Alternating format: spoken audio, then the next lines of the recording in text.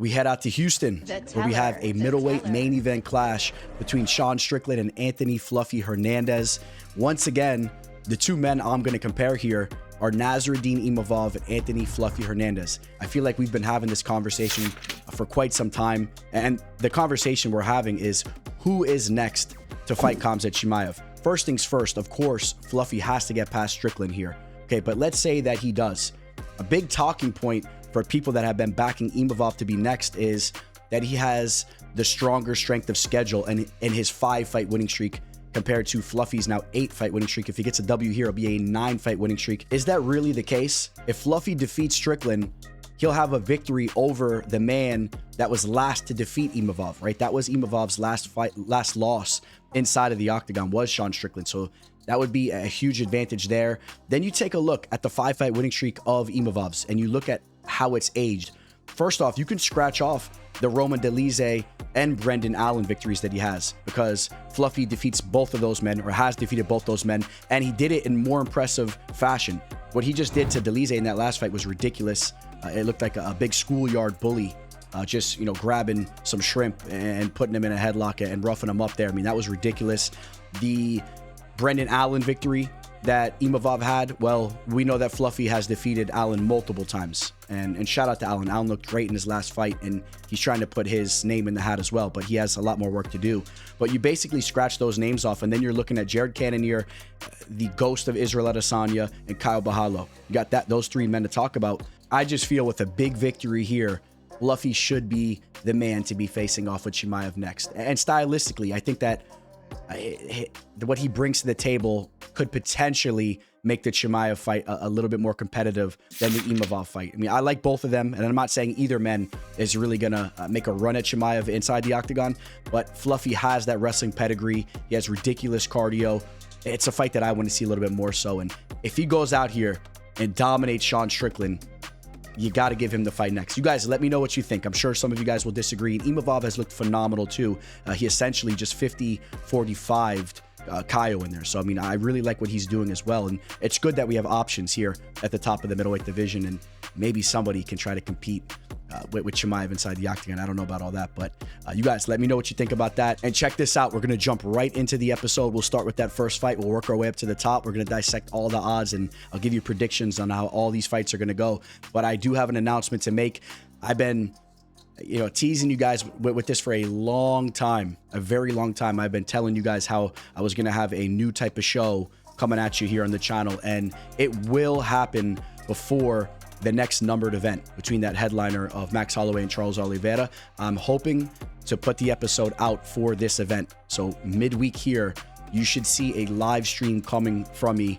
And I'm not even going to really tell you exactly what's going to go on. I just want to surprise you with it when it happens. And I think you guys are really going to like this new type of show that I'm going to be doing. It's going to be a competitive type of show. So we will have guests on it, and it'll be kind of a competition. And I think you guys are going to want to tune in weekly. I think you're really going to like it. And down the line, for some of you guys that have, I don't want to say the credentials, but some of you guys that are possibly interested in coming on the show and competing on it, you'll see what I'm talking about. Just stay tuned, and I think you'll like it. And we're going to have a lot of guests. We'll have UFC fighters coming on the show, and we'll have all types of stuff coming your guys' way. So I hope you guys like what you're seeing, and I hope you guys like what you will see. Please smash that like button, subscribe to the channel, and let's go jump into the first fight. We have the UFC debut of JPL, Jean-Paul Lebosnoyani. He's coming in off a huge victory on Dana White's Contender Series. Without a doubt, this is one of the top prospects coming up in the fight game. I'm telling you right now. Now he's taking on Phil Rowe. Phil Rowe takes this fight on short notice. The initial opponent for JPL was Austin Vanderford. I'm not going to speculate, but maybe Vanderford, coming off that tough loss that he just had to Brahimaj, maybe he didn't want this smoke. All right. If you didn't know, JPL's father actually was a striking coach for the Gracies, and specifically for Royce Gracie way back in the day. So JPL has had the opportunity to grow up around the fight game, and not just grow up around the fight game, but grow up around the origins of the fight game. And I've listened to some interviews from him where he talks about how he's wanted to become the champion of the world since he was just a little kid. He started training at 3, but realistically, he was preparing to be a champion since the moment he came out, right? He talks about stories of his dad having him in some kind of baby straddle, whatever you would call that thing, walking around the mats, coaching since he was an infant. He's been in the gym. And I think that carries a lot of weight. When you have these fighters that were born into the fight game, they move a little differently. And you may look at his record right now and say, hey, he already has 2 losses. Okay, the Jacobe Jones fight, which was a headliner at LFA 158, that fight was stopped due to cuts. Despite Carlisle fight, I think he was 20 years old at the time. And for those of you guys that remember Carlisle, he's no joke. He'll bring the fight to you. So, he's had those learning lessons early on.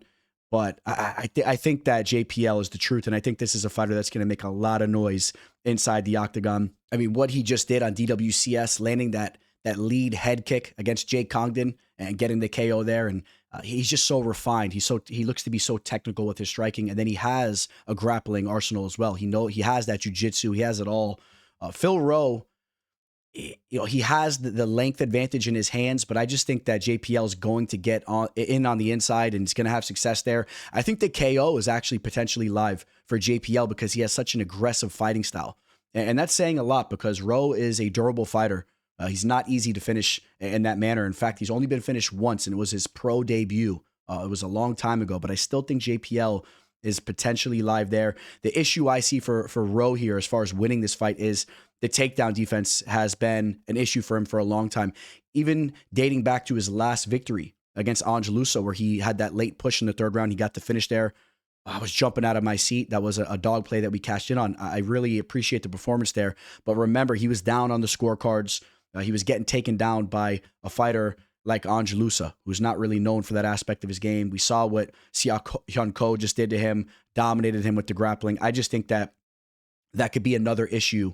That could be an issue for him here once again, and that's if he doesn't run into the KO early on. So I think JPL pretty much dominates this fight, okay? And if it's not just clear domination, he's still ahead. He's still winning each round. I really think that's how this fight's going to play out. I don't think the massive reach advantage that Rowe has here is going to pay dividends. JPL gets in on the inside, and he proves to be the truth. And this is a fighter we will be talking about for a while, and eventually we'll get this black space here filled out with this picture. And we take a look at the opening money line of Lebosnoyani's UFC career, right? The first line we ever see from him in an official UFC fight. He opens as a -250 favorite over the veteran Rowe. And I think this line is only going to get steeper nearing fight night. I think it could potentially touch as high as a -400. Maybe we see it touch like -380. I think we'll see action come in on him. A lot of hype is going to be surrounding him going into fight night. You hear a lot of UFC fighters even talking about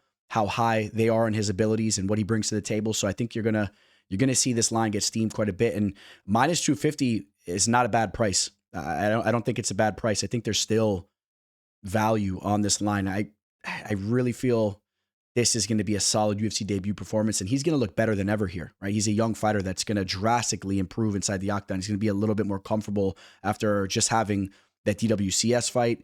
I don't really think he'll have any type of octagon jitters in the debut. I think that he just builds on that momentum and gets his hand raised here. I'm going to say he gets the KO. We'll kind of go with a bold pick here. We'll say he gets the KO. So you keep an eye on what you can get on a prop bet as far as him getting a finish here. It's not easy to get Rowe out of there, so you might be able to get some good value there, but he gets the job done one way or another. We'll stay put at 170. We have a fire matchup between Ramiz, Brahimaj, and Punahele Soriano. I love the matchmaking that was done here.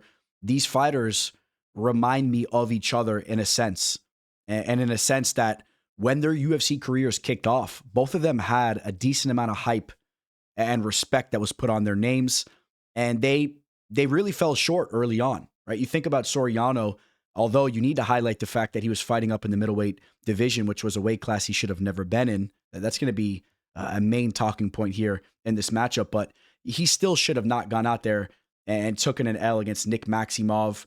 He was finished by Dustin Stoltzfus. That was his last L. Of course, he was also knocked out by Roman Kopylov and took an L to Brendan Allen. The Brendan Allen one, no real shame in that. But still, he wasn't the same fighter early on that he is right now. He's taken major strides in his game. It's no coincidence that he gets a lot of work in with his coach, Eric Nixick, and he's training over there at Extreme Couture with some of the best fighters in the world. That will elevate your game.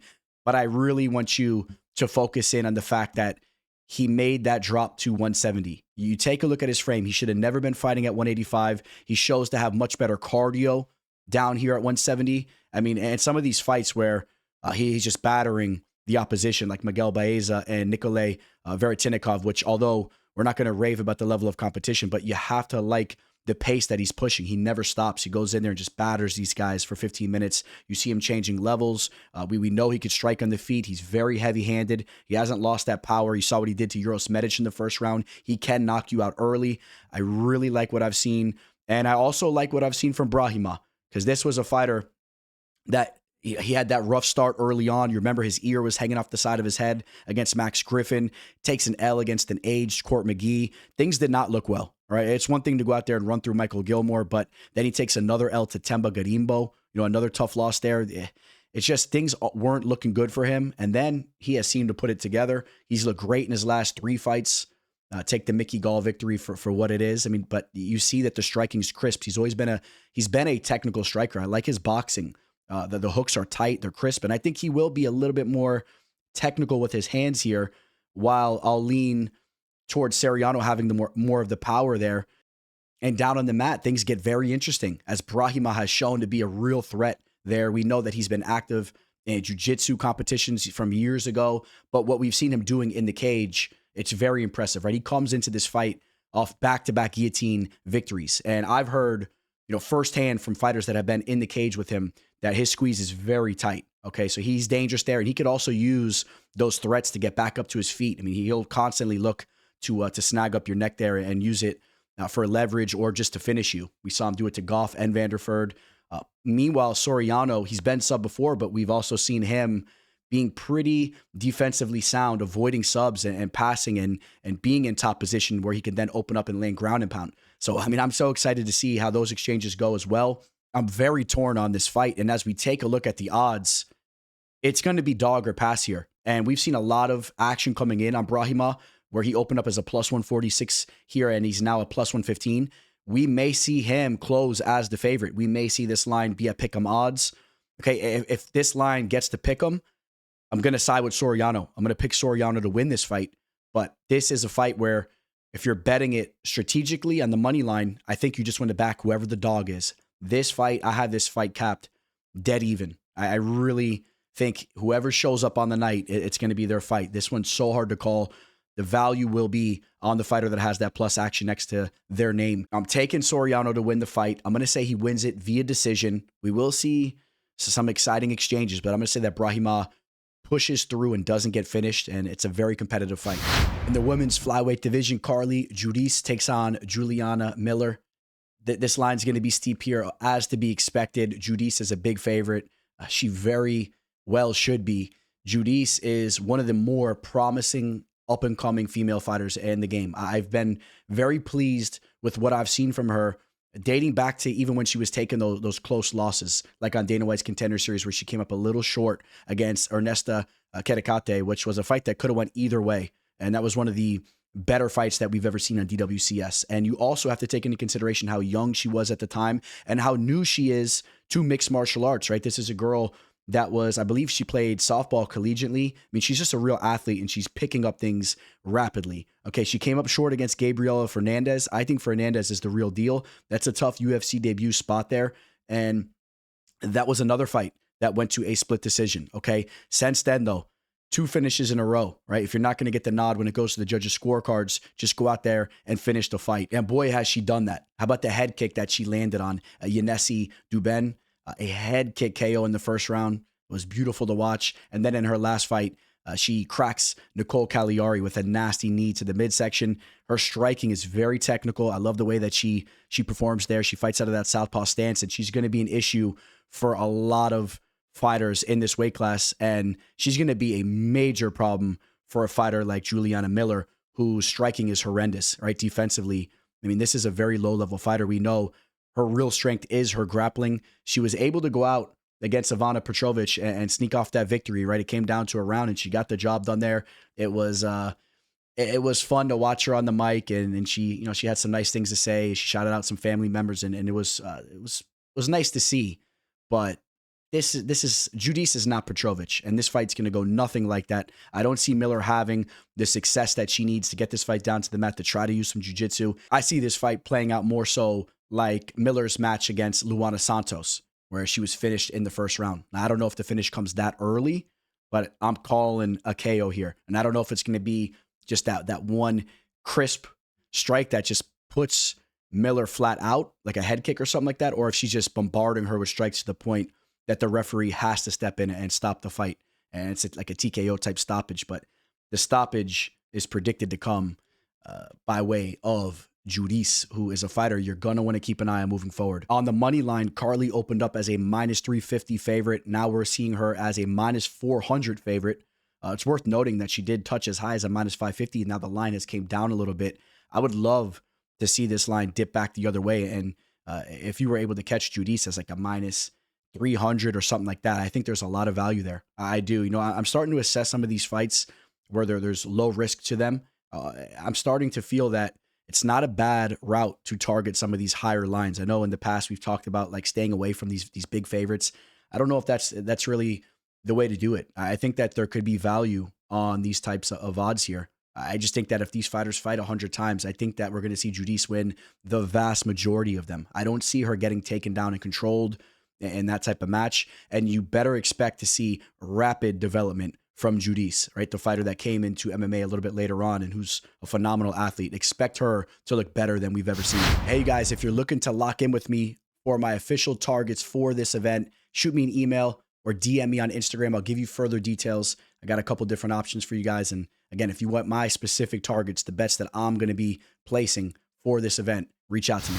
Carlos Leal looks to bounce back here as he takes his first legitimate L inside of the octagon. We all know that he should have got the nod in that UFC debut fight against Rinat Fakhretdinov.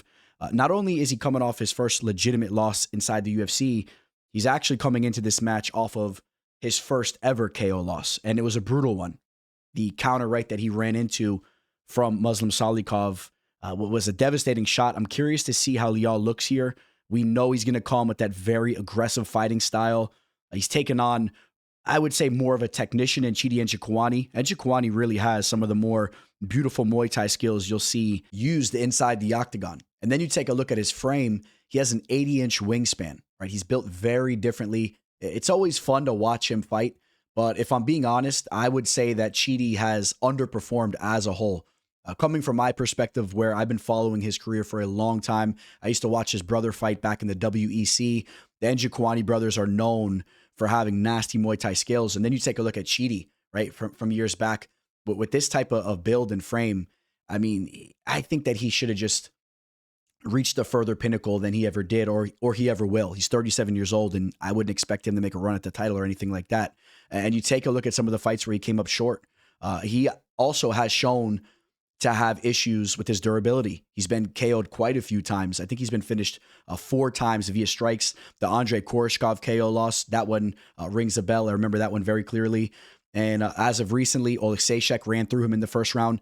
It's important to note those types of fights because Carlos Leal is going to come out like a bat out of hell. He's going to pressure. If Leal doesn't run in to that counter strike or if Njokuani doesn't time a beautiful knee in the clinch and counter that aggression from Leal, I think that Leal is not only very live to find that KO, but if this fight goes to the judges' scorecards, I just think that the pressure of Leal's is going to be so much to deal with, right? If this fight makes it to the final bell, I think it's very likely Leal gets the nod based off the aggression and the pace that he pushes in there. And you run some numbers here. I mean, he's landing 9.57 strikes per minute. Not a large sample size, and you see he's absorbing a lot as well, but the ratio is still not that bad, and the pressure is going to be crazy. And then if somehow we see some type of grappling going on in this fight, not that I expect it, Njokuani has some nice little trips inside the clinch and whatnot, but I think that we'd probably see Leal get the better of anything there, not that he's shown a lot. We see very interesting line movement on this fight. Leal opened up as a minus 260 over here, where he's now a minus 190, so we see a lot of action coming in on Njokuani. And it makes sense. Leal's coming off this brutal KO loss. Njokuani is an up and down type of fighter, so people aren't going to be as harsh on him coming off the Matthews loss because we've seen him rebound off tough losses and come back and look phenomenal. And then also, I don't think people are looking at Leal as that grappling threat, so they're kind of just pushing that Matthews L to the side. This should be a striking affair. Anybody can get clipped. Anybody can get put out. I do believe that the value is on the dog here. I do, and obviously it would have been nice to grab Njokuani as even a bigger underdog. But even as it stands, I still would say that you have to look at the plus 165 line on Njokuani as the value side. I do. Now, it'll be interesting to see where this line goes. If the line comes down quite a bit, then you can start talking about the value being on Leal, as I still will take him to win this fight, and I'll say he gets the KO.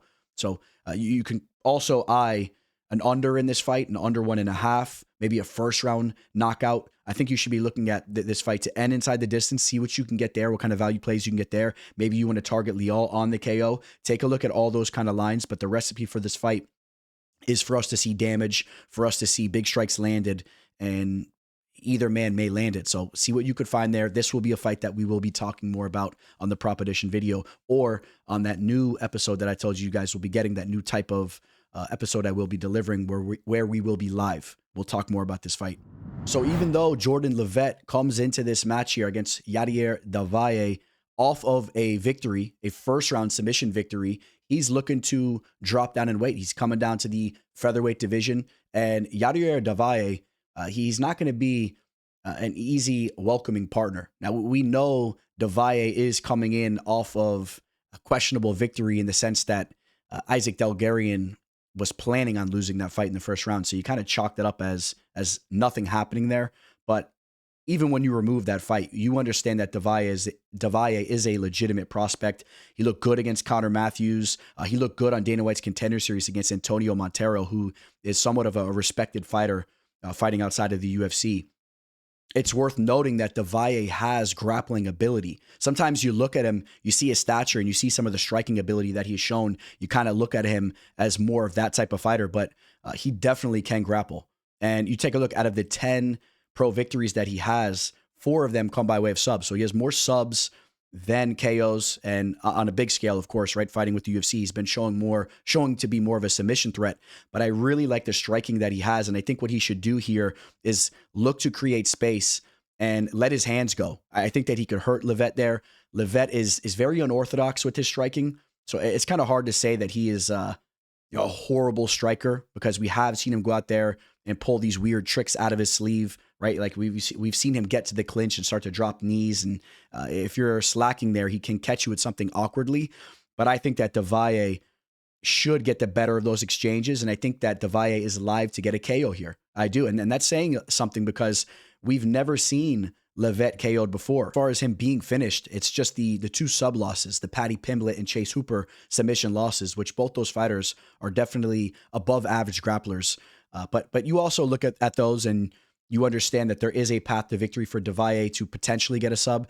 If he does find a sub, I think he could hurt Leavitt on the feet first, and maybe he sets up a back take and sinks in something like that. But I'm actually keeping an eye on the KO though, and we'll call it KO, as a possibility and as something you need to look into as far as getting betting value on a prop at a specific method of victory for Valle. I have Valle winning this fight regardless, and I'll actually make that my official call. I'll say that Valle wins this fight via KO. I understand that the sub on paper is a higher probability to happen, but we'll shake things up. We'll call the KO. There's a first for everything. So we'll get Valle to get his first KO inside the octagon, and we'll get the Monkey King to get knocked out for the first time as a pro.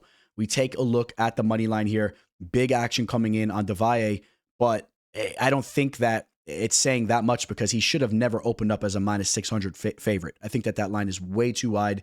There's a lot of moving parts here. The Monkey King's coming down in weight. He's going to have a solid frame for this division. He's a tricky fighter. Sometimes people look at him and they just think that he's not all that good based off the way he's moving in there with his unorthodoxness, but he makes it work, and he has made it work at times inside the octagon. The fight should be closer. I probably have Valle capped as like a minus 300 favorite flat. So he's a minus 340 now. You see what's available to you as you're watching this, but Valle should be the favorite here, and he should be a pretty hefty favorite. I see him creating that space, being much more technical with the striking, and just landing big strikes, and even getting the better of the grappling if it goes there. I like what the UFC is doing here in the women's bantamweight division, as they're giving Joselyne Edwards a chance at redemption over Nora Cornolle, right? Because Edwards did take an L against her. That fight took place about 2.5 years ago, and obviously Edwards wasn't the same fighter that she is right now. All right, now she's 30 years old, and she has taken some major strides forward. She's coming in off a huge victory over Priscilla Cachoeira. You don't see a lot of girls throwing hands like she did in that fight, right? And in that first fight, yeah, she was, 27 at the time, I believe she was, maybe almost 28. It's not like she was extremely young, but she was a much greener version of herself. And Nora, even though she doesn't have an extensive mixed martial arts resume and background, she is a seasoned Muay Thai striker. And, Nora was able to do enough to get the job done in that first fight. Showing my cards here, I don't think that this fight's going to play out like the first one did. In that first fight, Edwards was outstruck, not by a mile. She was only outstruck by 10 total strikes. As far as the significant strikes went, though, it was Nora landing much cleaner as she outstruck her 40-18, all while Edwards actually had 8 minutes and 42 seconds of control time, which it still wasn't enough to even win a round on 3 of the judges' scorecards. Only one judge, Clemens Werner, gave Edwards 1 round.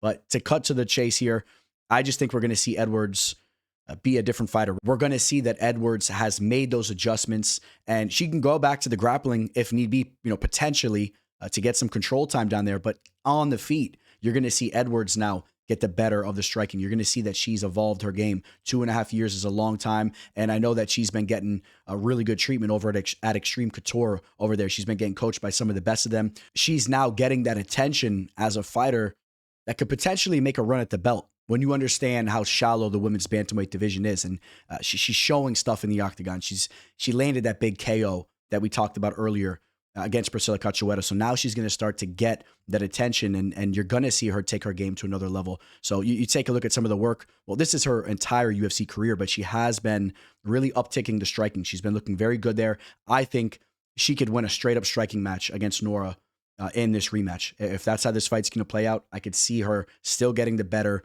of just a straight up kickboxing match.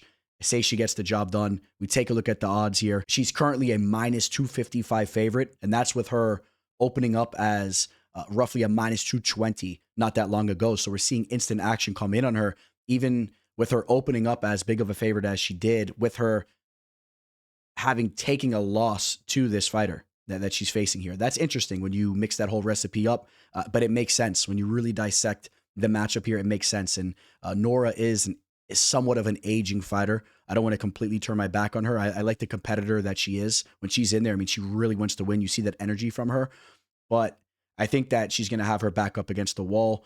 I think that the length of Edwards is going to play a factor here, and just the sharpened boxing skills of Edwards is going to be the difference in this fight. Give me Edwards to win a decision, and for fun, I'm going to say that the judges' scorecards mirror the last fight. So we'll see 2 of the judges give Edwards the fight 30-27 as Nora got 2 of them, and then 1 judge will give Nora 1 round, but still having Edwards winning the fight 29-28. Let's see if that happens. That'd be funny.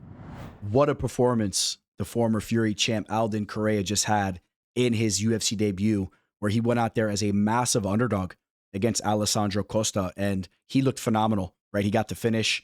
He displayed that very technical striking that some of us thought that he had coming into the UFC, right? Obviously, he was very successful over in Fury. Luis Gurule is also a fighter that came from that same promotion, which makes this matchup interesting here. But the days of catching Alden as a massive underdog are going to be in the rear view mirror for some time, because people know what he's about, and he is coming into this match as a pretty heavy favorite. And it makes a lot of sense, because when you take a look at Gurule, and I hate to just turn my back on him because he is a fighter that has put money in our pockets before. He's a hard-nosed fighter. He really goes in there and looks to either take you out or go out on his shield. I mean, that's the type of energy that he brings, so I do appreciate and respect that.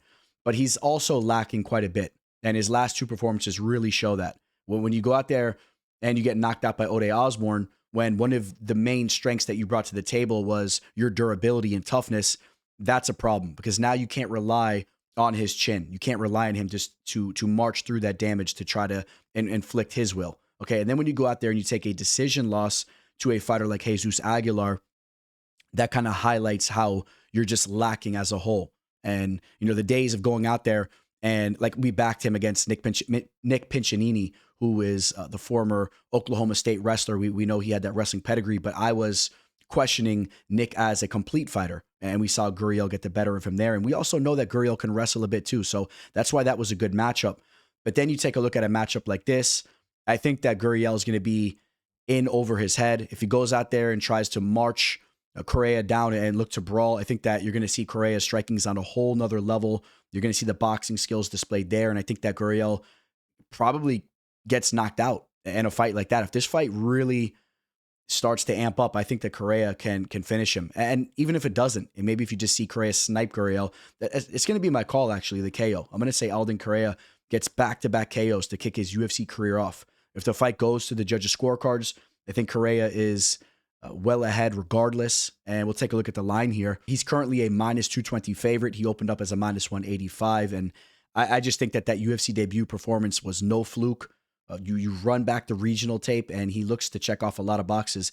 And, it's easy for me to say this, but I promise you guys, when I was breaking down the tape of him versus Costa, he did kind of stand out to me. Maybe I second-guessed myself. I'm sure I picked Costa to win that fight, as almost everybody did. But I remember he was kind of standing out to me. I was like, this dude, he looks the part. The way he's moving in there, this dude looks legit.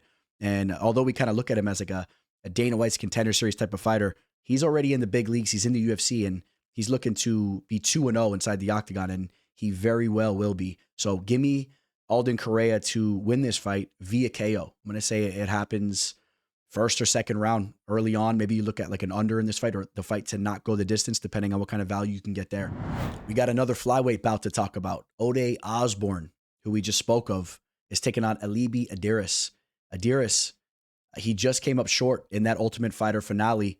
No real shame and losing to Joseph Morales. Morales has looked really good as of recently. He followed that victory, that submission victory that he had over Alibi, up with another finish over Matt Schnell. Shout out to my boy Matt there. So Morales is he's moving differently in there right now. And I would definitely say that Morales is fighting at a higher level than Ode, just to kind of compare the two. Alibi looked really good on the Ultimate Fighter. If you remember what he did to Robert Echeverria, the way that he finished him in the first round, that was nasty. He caught him with like a knee as they were coming out of a scramble. But even before that, he was just working him that entire fight. I really like the striking that he displays. He's dynamic there. He could hurt you. Out of his last 4 victories, 3 of them come by way of KO. So even before that Echeverria KO, he had a couple other KOs before working with the UFC. He's that type of fighter.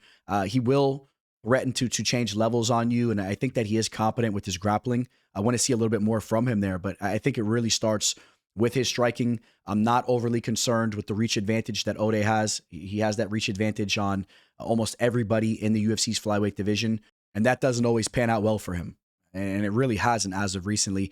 The most disappointing loss that you take a look at that he's had recently, without a doubt to me, is the L that he had over Ronaldo Rodriguez, which it was an arguable L, but that fight should have never been that close. As I like to call Ronaldo, sleepy boy. I think it's lazy boy, sleepy boy. I know he's kind of a fun personality, but I don't really look at him as that type of fighter in this division. And the thing that just bothered me was the mental mistakes, the fight IQ mistakes that Ode did in that fight, and just the constant questionable performances. Even when he goes out there and does something decent, he follows it up with a disappointing performance in the next fight. And, the knockout loss that he took to Tyson Nam, getting submitted in back-to-back fights by Filio and Almabayev. I know these are respectable fighters, but I just think that Alibi is the fighter that you want to side with here. I think that he's the fighter that has obviously the more promising future. He's a younger fighter. Ode, he's 34, and I know he takes the fight game seriously. I think he's coached by John Wood, and he puts in a lot of time into his craft, but I just don't think he's that fighter.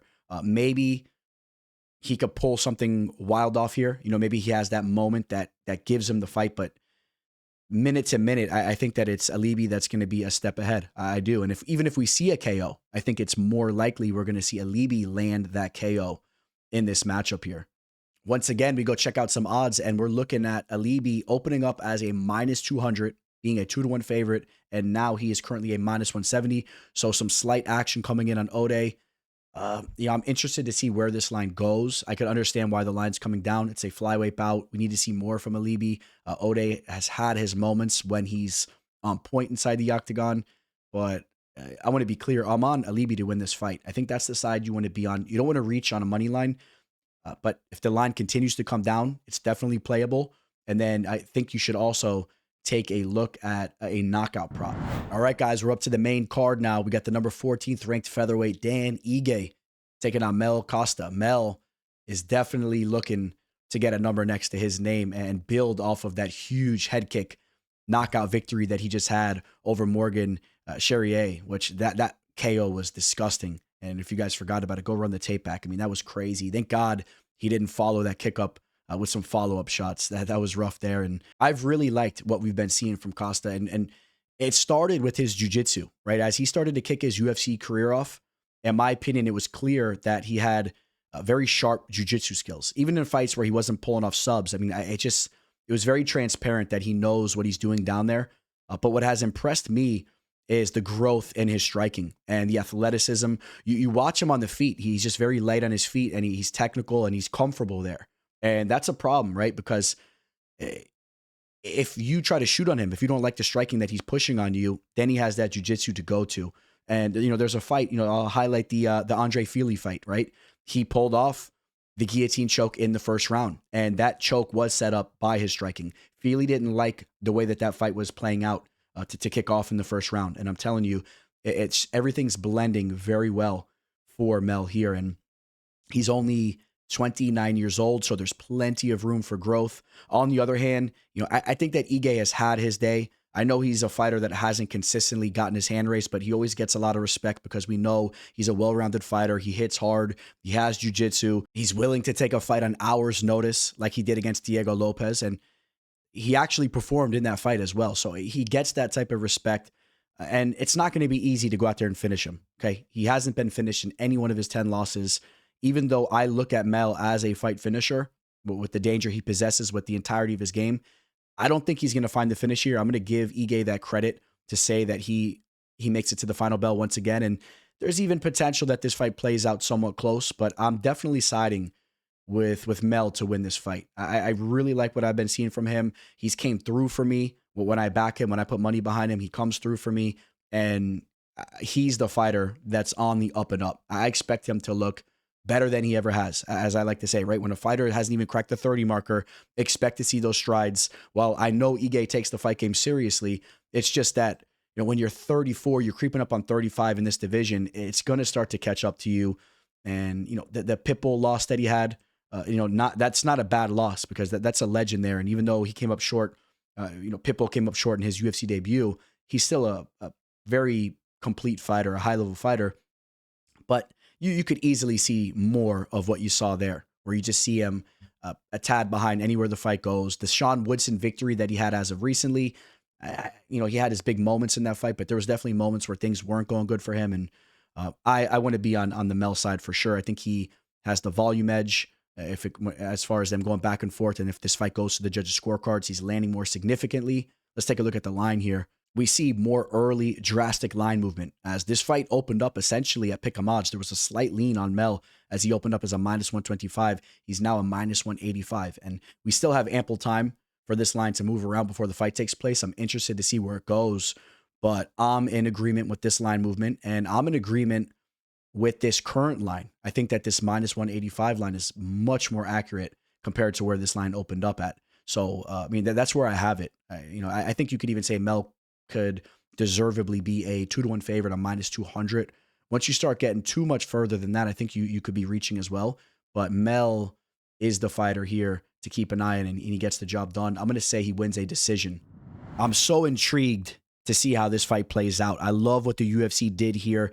They match up the blue chip prospect Jacobe Smith with Seok Ko, as Ko has been having a lot of success since working with the UFC, dating back to his Dana White's Contender Series bout.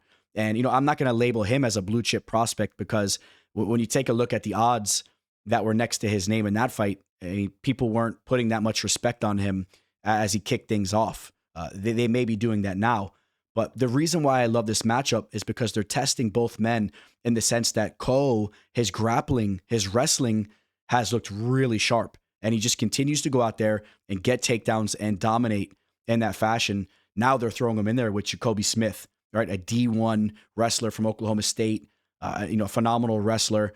We may see that wrestling cancel each other out. And again, they're testing Smith in the sense that he may not be able to go out there and just use his wrestling, which it's not like he's only relied on that. We've seen a lot of development from him with his striking. Out of his 11 victories, 8 of them come by way of KO. And of course, the one that comes to mind is that knockout that he had over Preston Parsons. I mean, that was crazy. I don't want to take anything away from Smith for the KO because it was phenomenal. He showcased major power, and it was pretty technical too, the way he turned the shot over.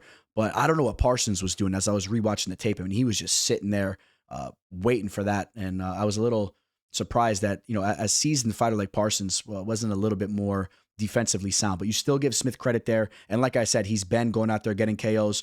But if you take a look at the early level competition, it's not going to wow you. We still need to see more from Smith in that sense. Even when you look at the Nico Price submission victory, Nico Price is a bit of a shell of himself. So we still haven't really seen him tested.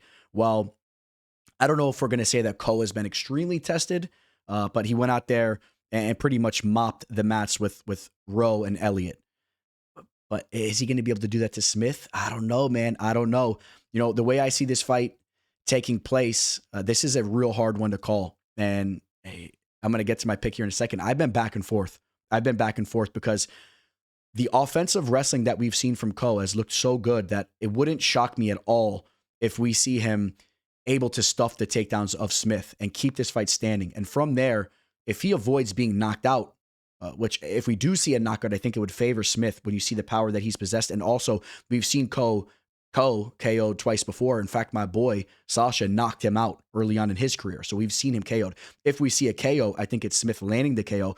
But if this fight goes 15 minutes, I wouldn't be surprised if we see Ko be the more dynamic striker where he could push the pace with his volume and he could win a decision like that. So there's a lot of moving parts here. I am going to settle in with the Smith pick, which, I feel like I'm cornered, right? Do I have to call that knockout? Because at the same time, I'm almost going to pick a decision, but I'm kind of contradicting what I'm saying, right? If it goes to the final bell, I mean, is it Ko pushing the pace there? I'm going to say Smith wins this fight, and I'm going to say he still could win that decision. But we have the knockout on our side. And those wrestling exchanges, I'm going to bank that the more accomplished wrestler in Smith can get the better of those exchanges and solidify some rounds there. Hopefully the fight for him maybe doesn't play out in the feet for an overwhelming amount of time, or maybe he can come up short a little bit in some of those rounds. I'm going to pick Smith. He's a blue chip prospect. He looks to be the real deal. I think we got a little bit more X factors going our way with the knockout. And I like the attention that he's getting, right? DC has been putting in a lot of work with him. He has some great minds around him. And I think that he's going to take his game to that next level. The same way he went so far in the wrestling world, I think he could take that into MMA and really learn the game. Like fighters like DC, right? That come in with that wrestling pedigree and they learn the art of MMA. Taking a look at the money line, this is interesting because as I settled in with my Smith pick, which realistically I was in on him from the get-go. I mean, I've been waiting to see him matched up with somebody for quite some time. I mean, he's been on my radar, but when I saw this matchup initially, I'm like, oh, this is a close one. But as I settled in officially with that pick, he was actually an underdog. Moments ago, he jumped to be now essentially at pick'em odds, depending on what book you're looking at. I mean, it's pick'em odds now, but he was a dog. He was as high as a plus 110, and that really intrigued me. But the line's quickly dipping, and I do expect Smith to come into this fight as a favorite. And I already expected that to be the case, even when I was looking at that plus 110. He has the hype and the name behind him, and I think that as we near fight night, people are going to look at him, see that wrestling pedigree and that physique, and then understand that he could use his wrestling to stuff Ko's wrestling, and then from there display the power and all that. I felt that he would come in as a favorite. Let's see where this line goes, but Smith is my pick, and I'm going to say he wins via decision, but that knockout is very live. This is a fight where the knockout has an asterisk next to it all day. This is a huge match for both men, specifically Serghei Spivak, who enters this match on a 2-fight losing skid, and he's only won 1 of his last 4 fights. He's taken on Anta Delia, who is coming off his first UFC loss, right? He had a very impressive UFC debut against Marcin Tybura. He went out there and got the quick KO. But then in the Waldo Cortez Acosta fight, the fight didn't last long, but he had a bit of a quick start there before there was an eye poke, and then Acosta just chose to run out there and finish him up, and he hit him with the nasty jab cross that dropped him to the mat. And both fighters have shown to be vulnerable, to be KO'd inside the cage, right? We've seen it from both of them. You take a look at their losses, right? The Delia KO loss that he just took wasn't the first one. We saw him knocked out a couple times over in the PFL. Spivak's been knocked out in 4 of his 6 losses. Although we don't really look at Spivak as that striking threat, it's still the heavyweight division, and I would argue to you that we've seen some development from him there. I know if you run the numbers back on the Waldo fight, it doesn't look the best. In fact, we locked in Waldo as a dog, run the odds back on the beginning of when that fight opened up. But that fight, I think it played out closer than the strikes landed would say, which I think Spivak was outstruck like 2-1, but it didn't play out like that. I was on the edge of my seat. I didn't know where the judges were going to go with it. I mean, I thought we won the fight with backing Waldo, but you never know. But the point being is I think that Spivak showed some toughness there and some development in his striking, and it only takes one decent strike to knock out a fighter like Delia, who is 35 years old and who's been involved in some wars before, right? He's getting up there in age. I know he's not that old for the heavyweight division, but he can be KO'd.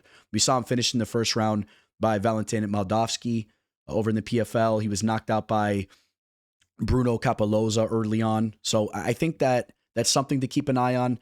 Of course, we can see Spivak KO'd by Delia. Delia is going to be live to land his own KO. And in fact, if we see a KO, it's more likely that that would be the case. Delia is very aggressive. Maybe he finds that KO, but just keep an eye on this fight ending one way or another due to that. When it comes to the grappling, I like what Spivak possesses there. I think that's an advantage for him.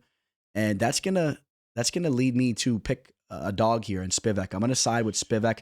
I think he's extremely hungry to get the job done here. He doesn't want to put himself in a position where he's won one of his last 4 or 5 fights, or he would be, if he loses this fight, he would be 1-4. Yeah, 1-4 in his last 5 fights. That would not be a good look for him.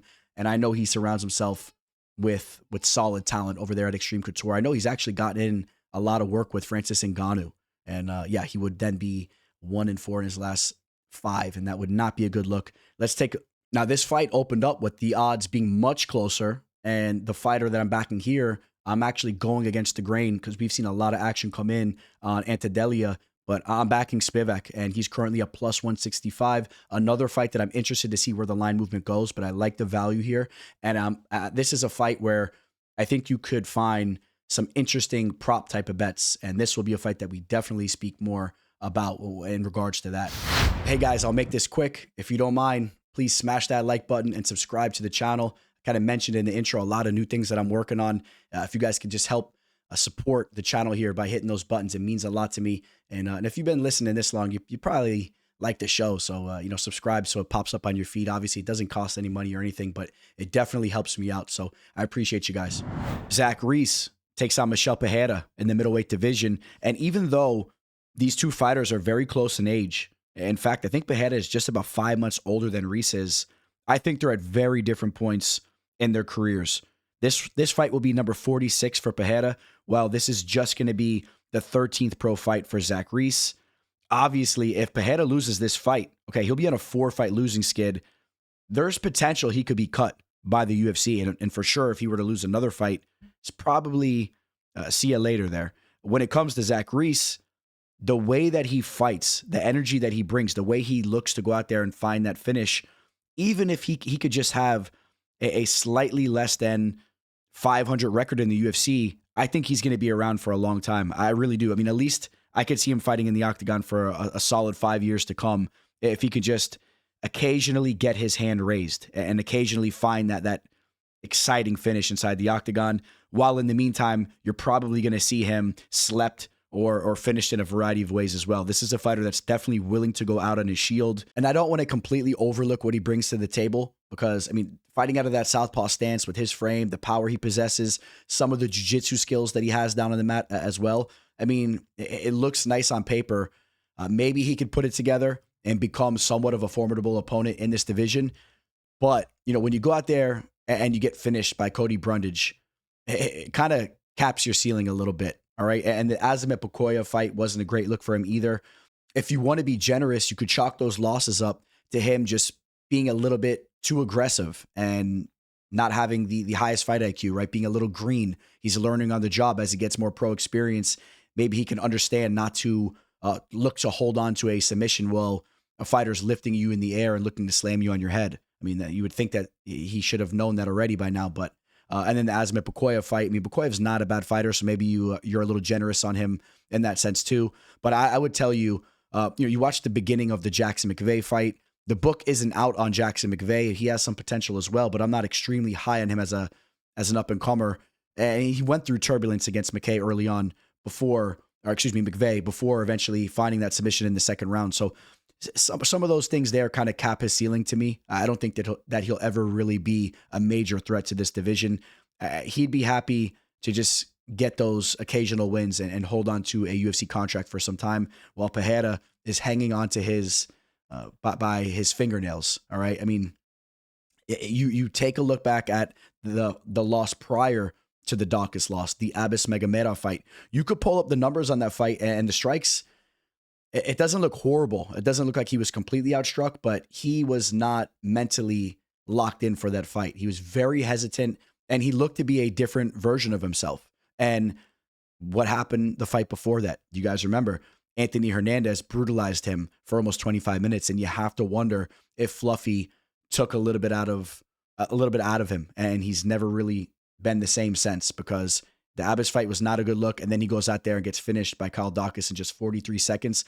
I think that Zach Reese is very live to get a finish in this fight, to get a knockout. Sure, you could sit here and say that Pereira is a much more accomplished fighter. You could say that the best that we've seen from Pereira is a height that Reese may never reach. I think that may be a realistic statement, but is Pereira that same fighter that's going out there and showing that dynamic striking, going out there and finishing these fighters quickly in the first round? While also, if you dissect his wins, they haven't aged the best, right? Ihor Peteria, the Michał Oleksiejczak submission victory looks good, but Oleksiejczak had an issue with getting subbed back in the day, and he's since corrected that, and he's a tough fighter, but he's had his issues. That's one of his better wins.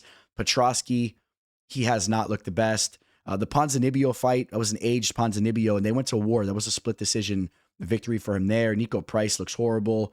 The Chaos Williams victory is one of his better ones. I just feel that Pereira's resume is actually not as impressive in retrospect, while also noting he was KO'd by Dusko Todorovic back before he joined the UFC, and Reese has a recent victory over Todorovic. But yes, I do understand that Reese doesn't have not one respectable victory to his name thus far. I mean, especially when you consider the level of competition that he's been defeating inside the UFC. It's very low. When you're talking Jose Medina, his fight with Cedricus Dumas fell apart in the cage, another low-level fighter, mentioning Todorovic. He's been in there with very low fighters, even losing to Brundage. So I understand that there are some major caution signs next to him, but I think you guys know where I'm going with this, man. I'm going to back Reese here. I just think that he has the power to potentially end this fight early on, while if he avoids being hurt in his own right, if this fight goes to the final bell, I think he's going to have more dog in him. All right. In that McVeigh fight, I like how he pushed through some of that adversity. He was bloodied up, and he eventually finds that sub. He has submission ability. He could crack. And I hope that he takes his game to another level here. And I think this would be a big feather in his cap, a much needed win, so he could really start to get some respect put on his name as not just a gimmicky fighter. And I think he can get it done. I'm going to say he gets the KO. I'm going to say that Pereira comes in and he's a little bit wilted. He's not the same fighter that he once was. And we see him once again be hesitant and looks flat. I'm going to say if the fight goes on to the later rounds, you see that low activity from him. You see him questioning himself. And if we see a KO, I think it's more likely Reese lands that KO. Well, Pereira is still live to get his own finish for sure, because Reese puts himself out there. So I also like unders in this fight. I think you should be looking at an under 1.5 fight to end inside the distance. See if you can get something nice going on there. That's definitely something that we'll be talking about leading up to the fight night. You want to eye those kind of prop bets, maybe even a Pereira finish. This fight, I would be surprised if this fight goes to the final bell. Reese is going to push the action, and we're going to see something exciting one way or another. In the co-main event, we got the number 12th ranked welterweight Jeff Neal taking on Uros Medic. And I think that this fight very much sums up the card. You get another matchup here that kind of comes out of left field, but it's a real treat. It's a fight that we're looking forward to. Stylistically, I mean, this is a solid matchup. Two hard hitters that should look to go out there and throw down on the feet. I mean, this is a solid fight. Medic obviously has not reached near the heights that Jeff Neal has already reached. I mean, you see the number next to Jeff Neal's name. He's been in there with some of the best fighters in this division. Uros Medic has been going out there and kind of fighting towards the middle or the bottom of the barrel but he is coming in with some real momentum. He has back-to-back first-round KOs over Muslim Salikov and Gilbert Urbina. He's dangerous. I mean, we saw it against Tim Means. We saw it against Matthew Semmelsberger in a fight that he started a little slow and then picked it up in the third round. There's a lot to like. I mean, there's a lot of knockouts to talk about too. A knockout over Omar Morales, and even dating back to his victory over Alan Cruz, right? And that was followed up with another first-round knockout on DWCS over Mike Gonzalez. I mean, he's been going out there just landing KO after KO when he gets the job done. But those are fun to talk about. But what about the couple of alarming performances that he's had where we've seen his takedown defense and his grappling show to be somewhat low level? Okay, what Jalen Turner did to him, submitting him in the first round, that was a really bad look back then. I know that was a long time ago. That was 5 years ago now. So you would expect him to have sharpened up that aspect of his game. But then you think back what Miktabek Oralbey did to him. Now, Oralbey has plus grappling, but I still think that performance was somewhat alarming. And then he was knocked out by Punahele Soriano. So as much of a threat as he is to KOU, he has shown recently that you can knock him out as well. And Jeff Neal has shown the same thing, right? Jeff Neal comes into this fight off of the Carlos Pratis KO loss. You run the tape back on that beautiful spinning attack that Pratis hit him with. You know, I was just rewatching that fight. And you know what? The thing I like about it for Neal is he wasn't actually like flatlined. He wasn't brutally KO'd, and he knew exactly what was going on. He got hit, kind of went down, and as soon as he was looking up, you know, he was looking at the ref talking to him. He knew he got clipped. I think he should be okay physically going into this fight. I think his chin holds up. And before that KO loss, I mean, we could scroll down. Have we seen him even KO'd? You got to go all the way back to one of his last fights before working with the UFC where he got KO'd by Kevin Holland. And I think that was his only other KO loss. So, I mean, he has shown to be pretty durable. Medic is going to be a threat to him there. They're going to both be a threat to each other to get that KO. I think it could go either way as far as what fighter is going to crack the other. But I think that there are a couple other aspects of the fight game that Neal is just more accomplished and is going to prove to be better. Gamemanship, experience. If we see a fighter look to change levels and get a takedown, maybe we see Neal actually change levels and get on top of Medic. I mean, he hasn't consistently gone that route, but don't be shocked if you see something play out like that. I mean, that's a little extra thing that Neal has going for himself. But even when it comes to the striking, if we don't see a KO, I think that it's Neal that is just landing a little bit more so and scoring a little bit more so, while Medic, he may have to bank on landing that KO. Not that that's exactly the case. I'm not saying that's a certainty. I mean, Medic can win a decision potentially as well, but I favor Neal there. In a fight that goes to the final bell, I do favor Neal. He's going to have the crowd behind him as well, right? He trains out of Texas. The crowd's going to be backing him. And in a somewhat close fight, I think he gets the nod. And overall, I got to back the more proven fighter here. Now, when it comes to this betting line, on the money line, I'm looking at Neal right now as a minus 183. I do not see value on this target. I think that Medic is a real threat. I think that the value is on Medic here, which if you look at Medic's line, you're looking at him as high as a plus 160 right now. The value is on the dog here. This is a dog or pass type of fight. This is another fight that you want to look at, maybe a first round finish in under 1.5, or a fight to not go the distance. And that takes us up to the main event where we have Anthony Fluffy Hernandez taking on the former champ, Sean Strickland. Hernandez is looking to get the biggest victory of his career, and he's looking to set himself up for that title shot. And I'll tell you what, I've been listening to some recent interviews of Hernandez, and I was actually somewhat surprised, as he's been talking a lot about how he's looking to make this quick run at the title, and he's looking to get paid from becoming the champ, and then he's looking to get out of the fight game. And I was kind of surprised to hear that. I respect it. I mean, he wants to be on his ranch riding dirt bikes and just getting away from all the outside noise. I respect that for sure. But I would think that this is the type of guy that lives and breathes fighting. Like, this is a guy that doesn't like to talk much, but I thought he's a guy that just wants to continue to fight for the long haul. So we'll see how that all goes. But, I mean, there's no questioning he's just an absolute stud. He's been going out there just bullying everyone that he's in there with. What makes this matchup interesting to me is that Strickland is not easy to be taken down. And Fluffy, although he has nasty striking as well as boxing is solid, he really does rely heavily on closing the distance, getting takedowns, and just bullying his opposition, right? He'll set up subs and he'll smash you down on the mat. He really likes to close the distance and make things ugly. And I'm curious to see how Strickland's takedown defense holds up or how Strickland reacts to that pressure. Cutting to the chase, I don't feel confident that he's going to do so well there. I think that Hernandez is going to get in on him and he's going to make things ugly and he's going to land damaging strikes. And even if Strickland could maintain that distance, right, and he could look to strike from the outside and he could circle with his footwork, I mean, I think the book is out on him. He's not landing a lot of damage, right? He's throwing out those jabs and those teep kicks, and I just don't think that that's going to really measure up to the damage that Fluffy will be looking to inflict. And I think that Fluffy will have bigger moments on the feet. He could still solidify rounds from the outside, even in a scenario like that. Although that's for sure how Strickland wants the fight to play out. I mean, he wants to be circling. He wants to do what he did. He wants to do to Fluffy what he did to Paulo Costa. You know what I mean? It's not the most exciting fight. And what he did to Israel Adesanya was not the most exciting fight.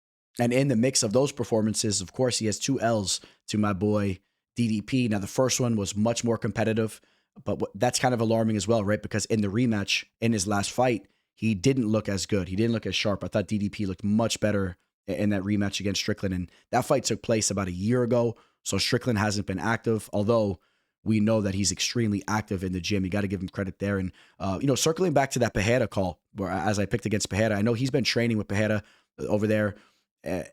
All those big names are all training constantly. But part of the reason why I picked against Pereira is when I was watching them spar, Pereira looked very sloppy.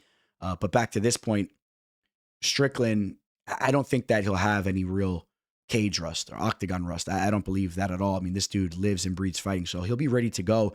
But I do wonder how his body's going to hold up. I do wonder. I start to look at him as a fighter that's starting to be on the decline. He has a lot of distractions going on outside of just fighting. He's a polarizing name. I think he's made a lot of money now inside and outside of fighting. So I think that these two fighters are fighting for different motivations. Fluffy wants that money. He wants to make more money. He wants to have the comfort of feeling that his family is set, and he wants to have the luxury of buying property, riding his dirt bikes. Like I said, he wants to do all that. So he's the hungrier fighter here. He needs to make a run at the title to get all those things that he needs. While Strickland has all that already. You see Strickland rolling around with the souped up truck, and he has all that stuff, all the toys to play with. So I think these fighters are at different points in their careers, and Fluffy is a different type of animal.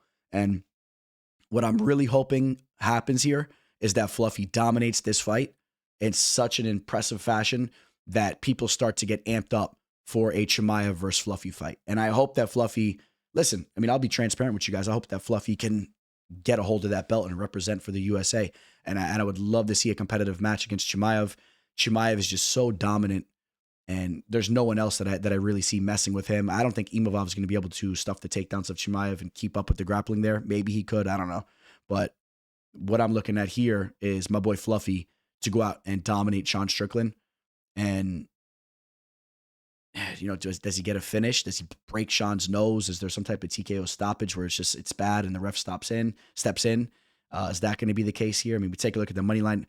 Fluffy is a huge favorite, and somewhat of a huge. Maybe I'm getting excited here, but he's been up to he is currently actually a minus 275 favorite. Would not be surprised if he's a minus, back to a minus 320 favorite by the time this fight takes place. That respect will be put on his name. I say he gets the job done. I have no issue with the money line. I think he wins this fight comfortably. And, and I'm a Strickland fan too. You guys know that I am a Strickland fan. So no disrespect there. Strickland has been finished in 2 of his 7 losses. Can Fluffy replicate that? Of course, the 2 losses were the Alex Pereira one, where he ran into that early KO. He was sleeping on the job. Sometimes his hands could be a little low. He kind of got caught with something there. And then, of course, the Zaleski dos Santos, which was a spinning hook kick that he got caught with. But those are the 2 finishes. I'm going to say Fluffy gets the stoppage. I'm going to say he does it. And, man, could he be the first to ever submit Strickland? That would be extremely impressive. Strickland is very sharp there, but that's really what Fluffy is most dangerous at, is breaking you down and then snatching up a sub on you. The real way I see this fight playing out is I actually do think that Strickland pushes through. The more I look at it, I think Strickland pushes through to the final bell. He has the submission defense to survive. Maybe we see him on his back a little bit, but he'll still be able to defend himself and avoid being choked.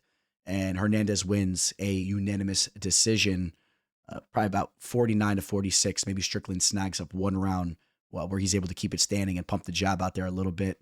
Maybe the other two judges or the other judge sees it 50 to 45. Fluffy dominates, and that's my pick in the main event. As far as betting on this fight, maybe you're looking at the fight to go the distance, see what kind of value you can get there. I don't recommend targeting Strickland as a dog, getting that plus action. I think he falls short, so I would advise not to target Strickland. But you know, if you feel there's value there and you like Strickland, don't let me stop you. Comment below. Let me know what you think there. I hope you guys all have a great fight week. You'll be seeing a lot more from me leading up to fight night. Hope you guys cash big or UFC Houston. Signing out. Teller.